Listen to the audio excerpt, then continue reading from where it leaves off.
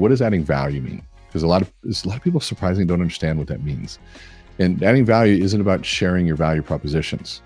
Your value proposition is only as valuable as the problem in context of the problem it solves. So I'd say, I walked up to somebody the other day. I said, "Hey, do you want a Band-Aid?" Like if I were to offer you, say, "Wally, you want a Band-Aid?" No, I'm good. Yeah, you're good. It's kind of a weird request, right? So, because I'm like, okay, but what if I were to say, "Wally, you are bleeding profusely right here," and you look down, you're like, "Oh God, you want a Band-Aid?" What would you say? Oh, dude, that's awesome. Thanks so much for saving me. Right. So now here, a Band-Aid out of context with no problem defined is worthless and weird. Yep. But in the context of a problem identified, it's a savior. Yep. And so part of adding value is identifying the problem.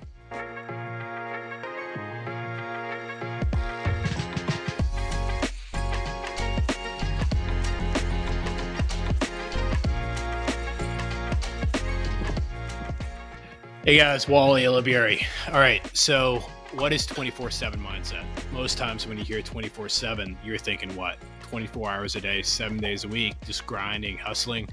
I learned over time, a 24-year career in mortgage and multiple other businesses that I own is, unfortunately, you'll get burnt out. I became an absent father, I became an absent husband, and I became a poor business leader because I was trying to work 24 hours a day, 7 days a week, trying to build a business, maintain a business. When I learned how to work smarter, not just harder, by doing things the best way it could be done, instead of just simply doing my best, I learned how to work only 24 hours a week, 7 months a year, while I got paid from the business residually 24 hours a day, 7 days a week. You can do the same. Welcome to the show. So I feel super fortunate. Super fortunate because it's not very often I get to meet someone that takes a liking in me as much as Rene. Not only has he gone above and beyond to have a huge abundance mindset, but he's cared to teach me so much. And a few of the lessons that he's taught me has not only helped me be a better professional, but also more importantly, a better husband, a better person, and a better father. So what I want everyone on the show to understand today, the mindset of the 24/7 mindset is built around not being a workhorse and being a slave to your business. It's built around having a lifestyle. So instead of you being out there working 24 hours a day, 7 days a week, who do you have to become, or what does your business have to look like for you to only have to work in it 24 hours a week, 7 months a year? So Rene is an author, absolutely awesome book, and he actually just spoke at our 24/7 Mindset Live. But Rene, thanks so much for coming on.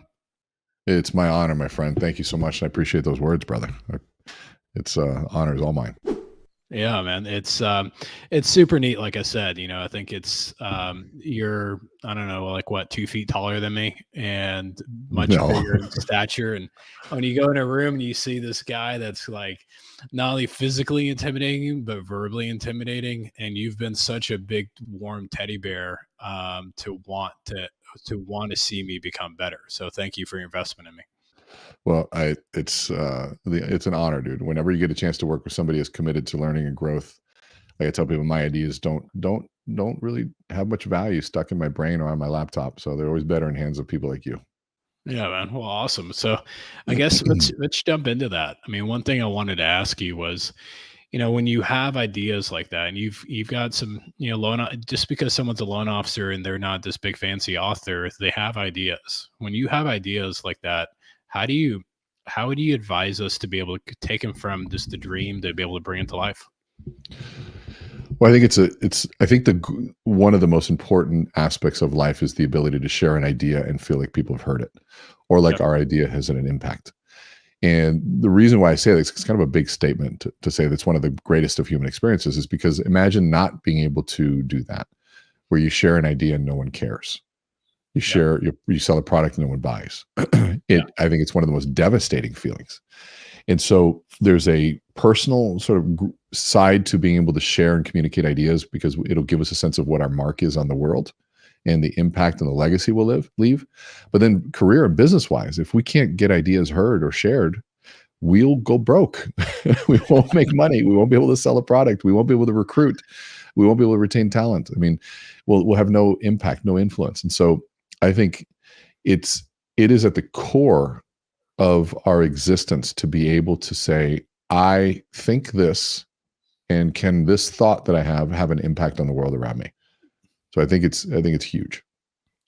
Yeah, absolutely. But I mean, one thing I really enjoyed about your book and from your academy to your teachings is you unlocked something for me that I always watch speakers just be so articulate and so elegant with their words, and then I'd get up there and I'd fumble all over myself. And once I was able to kind of learn that you had a formula, you had a model, you had steps, and once I was able to understand what your model was and break it down into words that I understood really well or language that I adopted really well, it was off for the races. Do you see that a lot with other professionals out there, or is that just me? No, I think that once it's like, imagine having a car, like a really nice car, and you've got several really nice ones. But imagine if they had gears that you didn't know existed, Yeah. right? Speeds that you didn't know you could go, or even abilities, like maybe the car could float or could go above traffic and was sort of a cheat code to the traffic problem. That's what we uncover when we know the science of influence, where we're able to achieve something in a much faster period of time with less words, and feels at some point sometimes effortless. And so when you realize that it's not an accident, because I think we look at great speakers and we look at great leaders and people that have massive impact, and it's pretty easy for us to fall into, wow, they're lucky, they were born with that. Yeah. But then when you really realize it's saying, okay, hold on, that's not an accident. It isn't Mhm. luck. There's a process, step-by-step formula that can be learned. Okay, hold on a second. And then you start realizing that you too can achieve those. And, for the professional and the person that's hungry for learning, it becomes a lifelong journey to dive in and to master. Yeah. But yeah, it definitely happens. It happens for sure. And I think it's what's great about your teachings is the ability to be able to take something so intimidatingly complicated and make it in such an easy, digestible format in a weekend. I remember just the watching the old footage of me the first day at Amplify on a Friday, actually just even on a Saturday, and then watching another one on a Sunday was just transformed. And the ability to be able to get somebody out of their comfort zone and where they're vulnerable and they're able to open up their heart, but also have a model that they follow has just been magical for me. So thank you so much for that. Yeah, it was fun. I tell people it's like, can everybody do it? Yes, but not everybody's willing, Mm. because you have to be willing to do work that most are unwilling to do. And that's one of the reasons I admired you, is, you have a brand of having so many things that are put together. And knowing your story, it makes sense. I mean, like, you had to get your shit together. You had to be perfect because you didn't have any room for error. And that translated into a massively successful business, but also a very well put together life. But Yeah. then, as we know, that could have also sent the opposite message of unapproachability. But now what's so cool about you is that you're like, okay, what do I do? Yeah. And you dove in. And I think the best coaches, the best teachers, the best leaders are also the most coachable, because they know what it takes. That, Michael Jordans have coaches, LeBron have multiple coaches. We all have coaches. And imagine a professional without a coach. It's oxymoronic. It doesn't happen. Yeah. But yet so many unprofessional people that are just barely beginning don't have any coaches. And so it's like, okay, hold on a second. But it's then your ability to dive into the most difficult type of work, which is exposing. It's vulnerable, it's difficult, it's scary, that quite frankly most people aren't willing to do. But then also, which is why most people don't get the results like Yeah, that but if either. you enter your doors, I mean, the way that if I look at an Amplify setup and the first night being the dinner, I think all the way from the uncomfortableness and of just simply doing a toast and taking it from that small uncomfortableness, and you definitely eased us in the ability to be able to speak from the heart, just simply as that. And I think the second time I've done Amplify, I couldn't wait to be one of the first people that went on the first toast, because I think that the first time I did it, I was like the second to last, and like the anxiety that Yeah. builds up just to be able to say, hey, the toast. And it's, Yeah. but how do you come up with that formula? Well, to me, I look at it holistically. If we're going to spend 2.5 days together, 2 full days plus, this dinner, there's usually opening dinners that happen at workshops, but I think they're quite frankly a waste of time. People get together and they just enjoy, and the goal is for people to get to know one another, break bread, and all that sort of stuff. I said, but I think there's got to be a more structured way to do this. Yeah. My goal is that we hit the ground running on day one, and so we use dinner as a way to set the metaphor and set the frame. But we also want to use the workshop as we deliver the workshop. Right. So it's like, I want to use the tools as I teach you the tools. So if I'm going to teach you framing, I'm going to do it by showing you in framing. If I'm going to teach you narrative management, I'm going to do it by managing the narrative. If I'm going to teach you body language, I have to do it while also showing you the right body language. And so the dinner is such a great experience. One, we're breaking bread together. Two, it's a captive audience. So why not put some structure around it? We have no side conversations, which changes everything. And then, three, let's utilize an ability to speak, which we've all been, which is a toast. But the purpose of the toast isn't just to make you good at giving a toast. It's to help you realize that moments of influence are happening everywhere, and we just botch them all the time. We raise our glass and we say, here's to friendships and new opportunities. Hey, cheers. And it does nothing.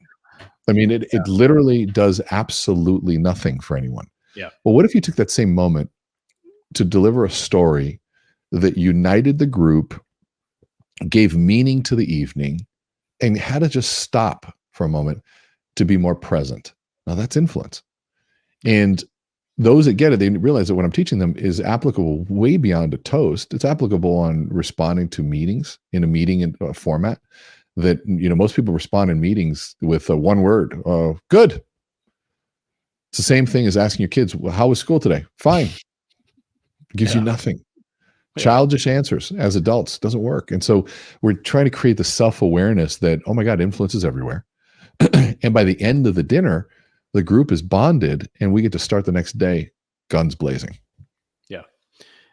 I think the beauty about that is it's a great way to enter in. And, when you dig into being able to share your story, and is watching so many people get vulnerable, get emotionally kind of naked in a way.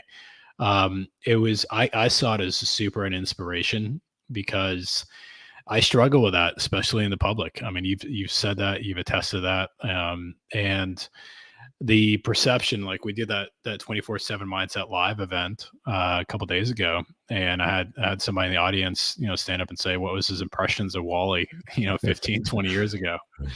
And he hit it spot on, and you've hit it spot on. And I think some of the worst advice I've ever got in my whole entire life is fake it till you make it. And it puts you in a position where you try to be somebody you're not, just so you can be successful. And what I've really, really enjoyed about Amplify for me is being able to make it, but make it on my terms, and make it on my success, and make it on who I am, not who I want you to think I am. Yeah. It's interesting that fake it till you make it has so many different connotations to it. And I agree with you in terms of, there's people that play the role, and my mentor used to call them the empty suit. They have the nice suit, but it's not filled with much. And, they drive the nice cars, they do all those things. And this world is full of people that, have gotten the aesthetics down, right? They've got the vanity pieces down. They buy the cars, they rent the cars, they buy the watches, they rent the houses, and they're playing this role to really gain followers or gain attention. Yeah. And so I get it, right? I get that. And then there's the people that truly fake what they're doing until they make it.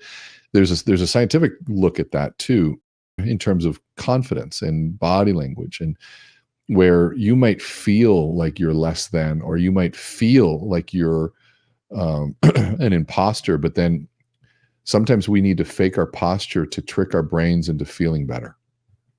And Amy Cuddy has one of the most watched TED Talks right now on body language and how it can change your life. And she's a neuroscientist out of Stanford, I think, in Harvard, I believe. I think it's Stanford.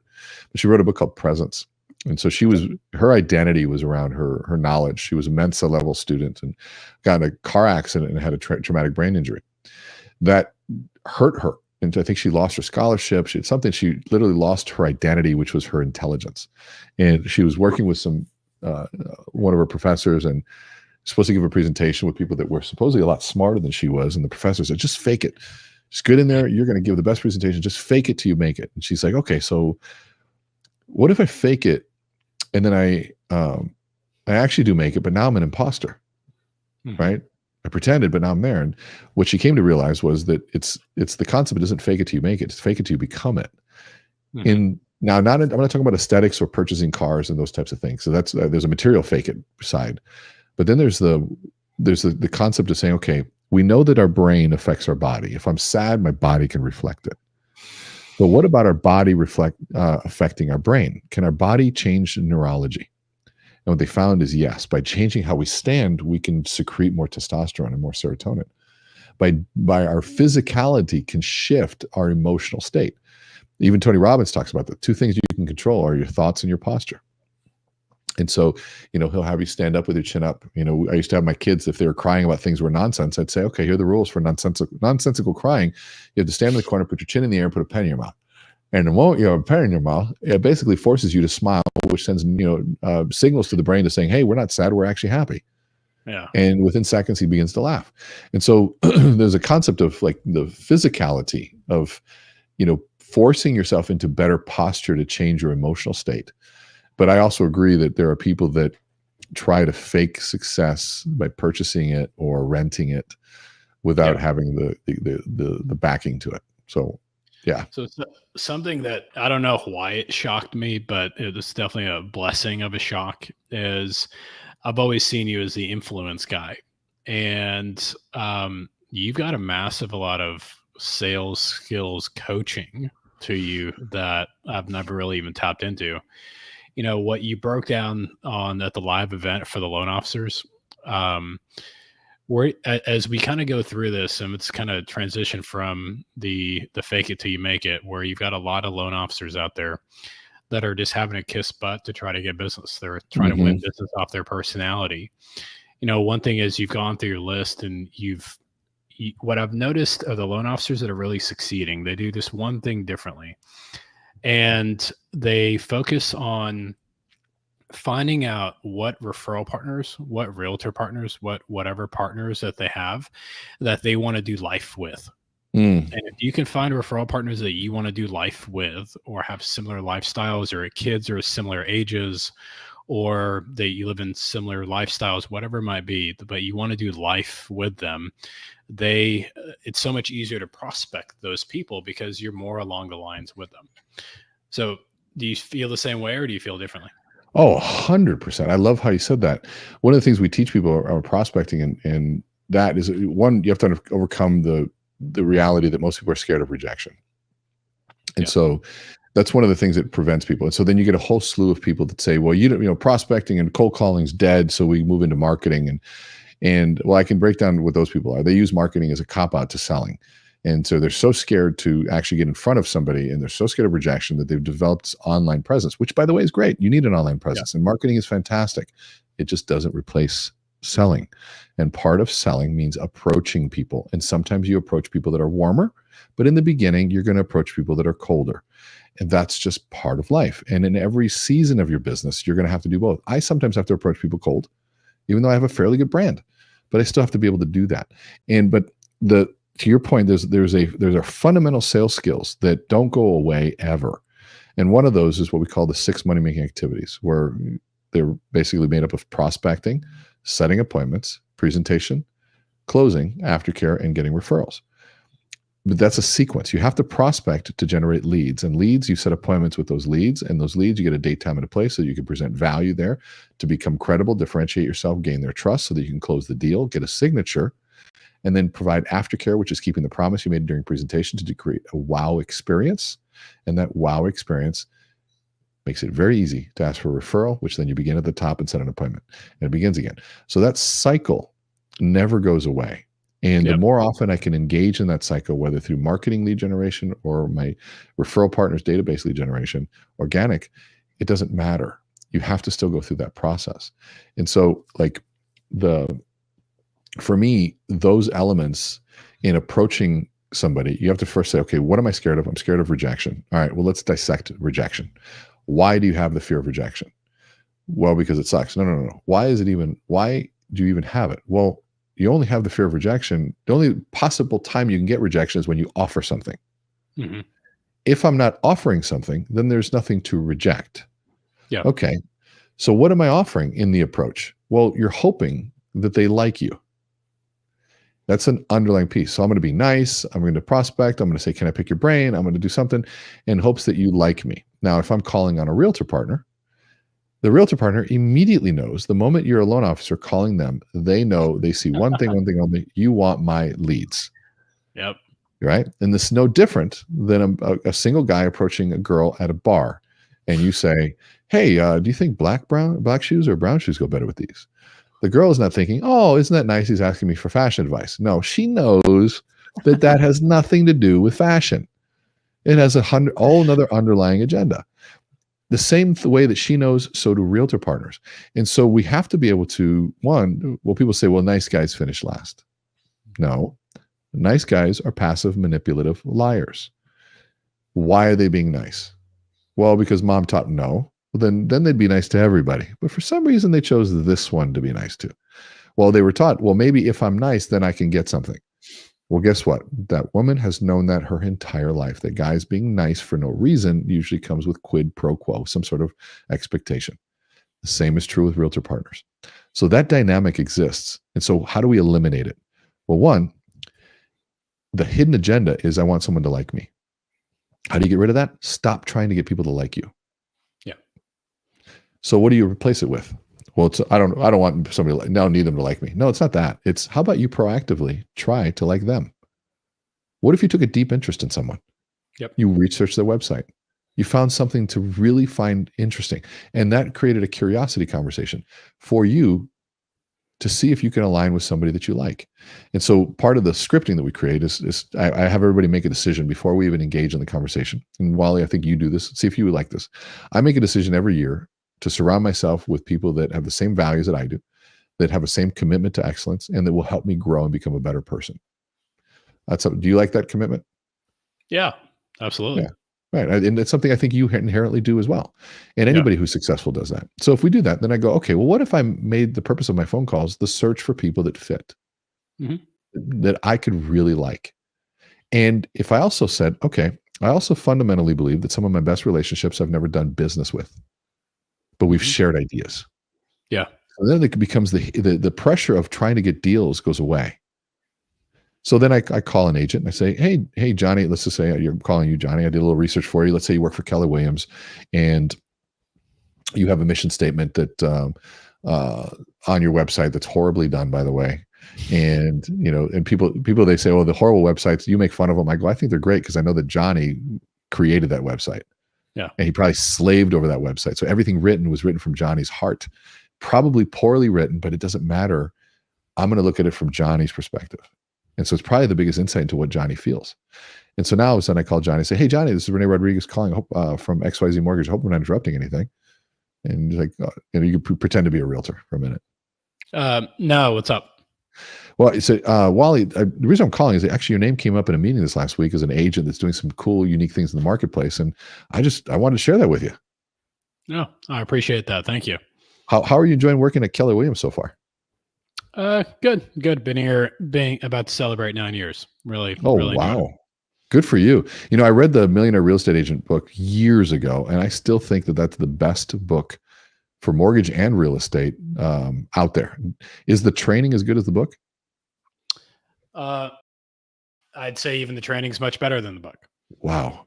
I have heard things. I think that's fantastic. Well, Wally, the other reason why I'm calling is our team makes a decision every single year to surround ourselves with people that are of like mind, same commitment to excellence and same values that we do.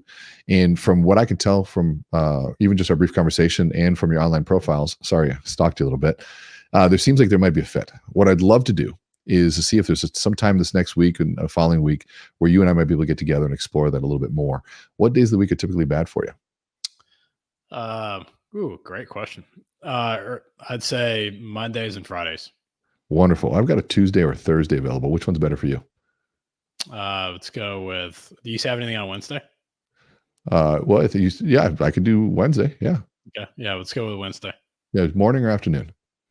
Let's do breakfast for Wednesday. Breakfast. Love that. I've got a 9 or 11. Let's do 9. 9 o'clock. Wonderful. I've got a couple places in mind, or do you have a favorite place to eat? Um, ABC place. The fact that you're even offering breakfast is always a good thing right away. So like we're in. So, but now you notice the process there. Now, Yeah. let's say that I go get together and explore that a little bit better. Let's say you give me a little bit of a rejection. So what I'd love to do is get together and explore that a little bit more. What days of the week are typically bad for you? I don't know. Why don't you shoot me an email? It's ABC at X, Y, and Z, and let me know what you've got available, and also have my assistant reach out and schedule it. I would love to do that. Although part of my challenge, Wally, is I know you're busy. Both of us are extremely busy. I've got my calendar right here in front of us. I'd say let's pencil something in, and here's the reason. I too, Wally, am looking to find my dream team of people that I can refer my business to. And I know you probably already have a lender, which is of no concern to me. I'm not in the business of trying to take lenders or any of that sort of stuff. My sole goal is to try to surround myself with really, really good people. If you have that already covered, not a problem. I definitely don't want to waste your time. But if there's something that intrigues you and possibly somebody to be part of our dream team of referrals, I'd love to set that up. Is that something we can do right now? Yeah, I mean, I promise if you send me that email, we'll definitely get something scheduled. I still have my calendar in front of me. Wonderful. I will send you an email, and I'm actually headed out of town. And then I've got a crazy 4 weeks ahead of us. We've also launching this new campaign that's going to be generating a ton of leads. I'd love to get some of those in your direction. But if I can't get it done without them, I'll probably have to catch you the next time around. Is that something you want to wait for? Okay. Yep. That sounds great. Okay. So now most people, if I'm talking about generating a ton of leads, like they're probably going to want to say, yeah, let's do it right away. But I think that conversation, you can see how it can go round and round in different ways. But look at some of the different elements of that. One is there were 2 ways that I gave him a reason or controlled the narrative. One was the reason I'm calling is this. Your name came up in a meeting, and usually that'll come up because I'm doing some research on you as somebody's doing some cool things in the marketplace because I went trying to find something I like. So it's of integrity. Yeah. And then I have a short conversation around their business. I should know who they work for, and I should know the story. Every loan officer should know the story of every brokerage that they do business with, and they should be able to have a very intelligent conversation with them. Second was the second reason why I called. This is getting in their brains so that they don't create a reason, was we're looking to surround ourselves with good people. And then you move into the close to the date, time, and a place. Which days of the week, if you notice the good question, are bad for you?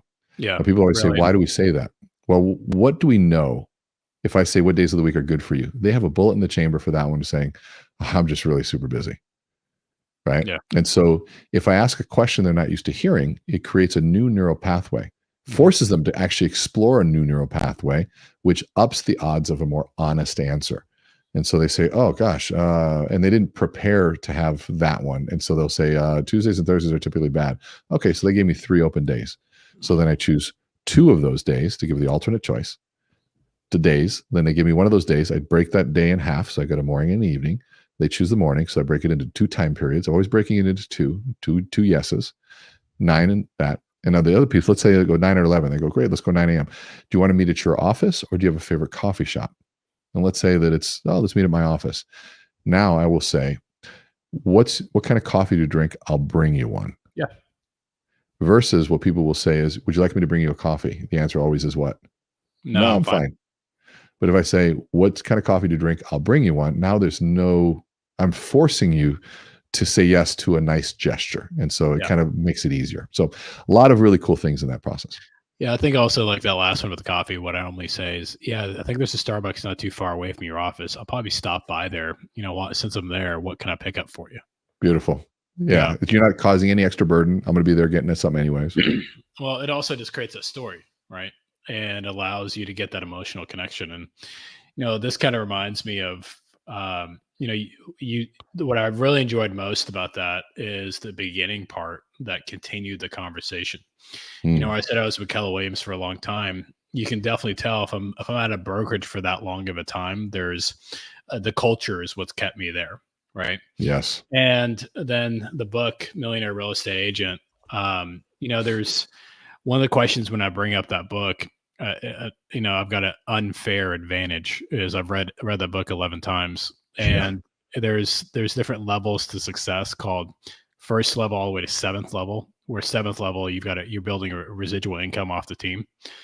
Then from there, also it teaches about earn a million, receive a million, residual, then donate a million, and that kind of mindset. And there's different principles from that book that I bring up.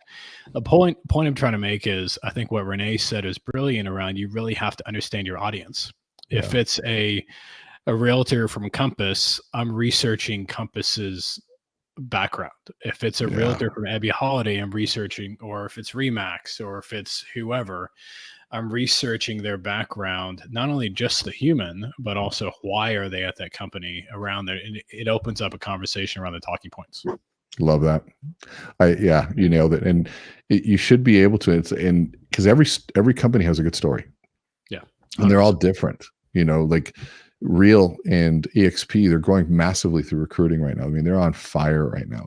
You have Century 21, which has virtually no turnover, people that are in there for the long haul. You got Remax that has top producers there. What did they do to get top producers? You get, let's say, Weichert, right? An old brand, old school values, right? They want to be the Ford of that, So there's all you can find anything. Sotheby's, like the higher end.